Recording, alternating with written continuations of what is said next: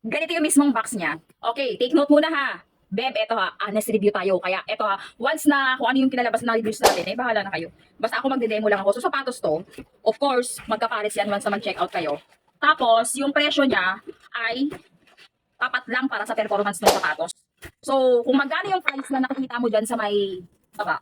So, para sa akin ha, personally, ganun lang din yung appearance niya. So, ganun din yung mismong appearance niya. Okay?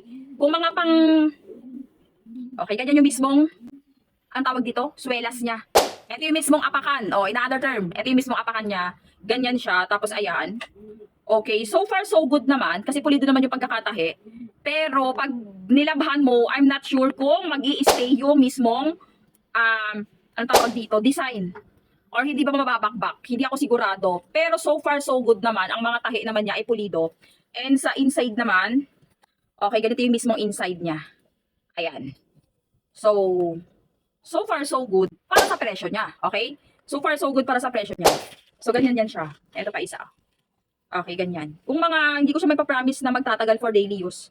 Pag for daily use, hindi ko siya may pa-promise na magtatagal. Pero kung mga once a year mo lang gagamitin, charot lang. Kung mga ilang month mo lang gagamitin, eh gora. Pero hindi ko siya may pa-promise for daily use. Kasi hindi ako sigurado kung magtatagal yung ito. Pag nalabhan, baka magbakbak. Baka lang naman ha.